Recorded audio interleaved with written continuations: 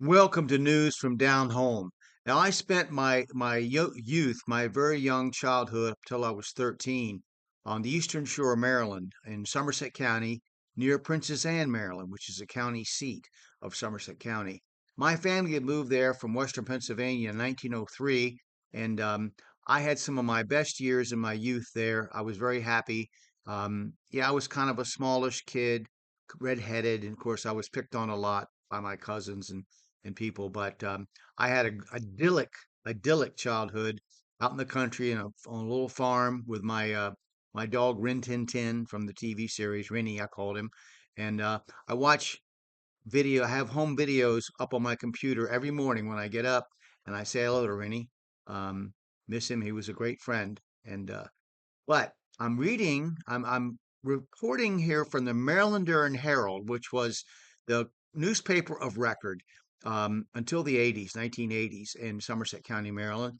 And the March 2nd, 1915 um, edition reports something very interesting. I think you'll find very interesting. It says it's the title is the longest concrete road in the world.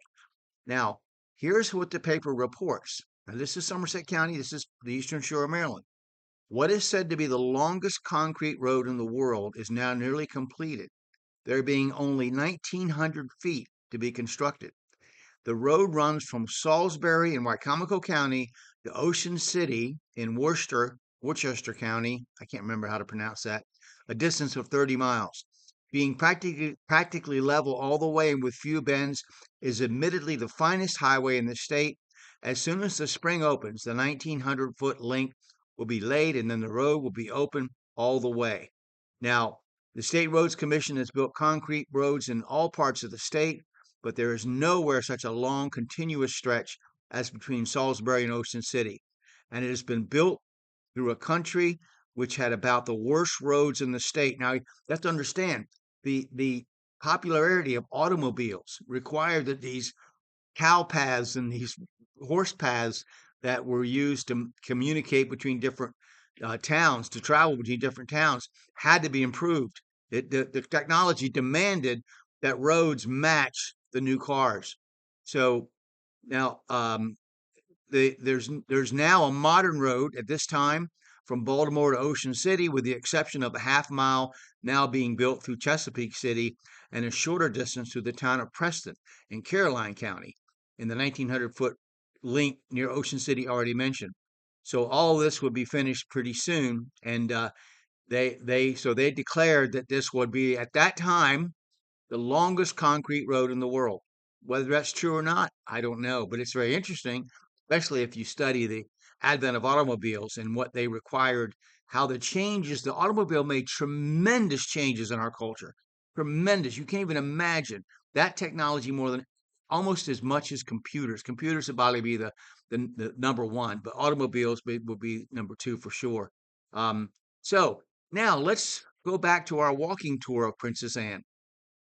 Now I'm reading or looking at a walking tour of Princess Anne, Maryland from the Look Up America series. Now I want to talk about the John W. Crisfield House. That's on Washington Street. I'm not going to give you the the house number because somebody might live there. I haven't knocked on the door or anything. I've driven past a lot of these buildings, but this is John W. Crisfield. He built this late Federal Greek Revival house a few hundred feet away from where we were before on Somerset Avenue in 1852. When the Standard Oil Company of New Jersey wanted to build a gas station on the main drag through town in 1927, the owners of this house moved it off Main Street. So John Crisfield was a lawyer and United States Senator whose main interest for many years was bringing railroad service to the Lower Eastern Shore.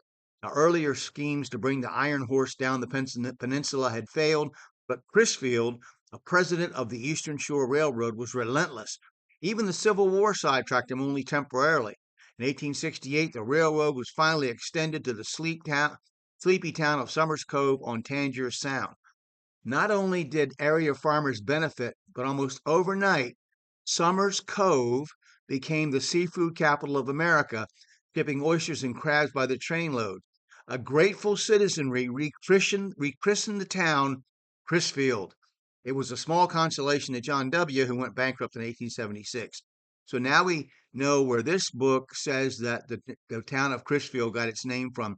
Crisfield's a very important town down there, and I'm sure if you go there, you'll probably visit it. Okay. So next we'll talk about the Anna Haynes house. But I hope that you've enjoyed this down home news from down home, and I look forward to doing it again. Thank you.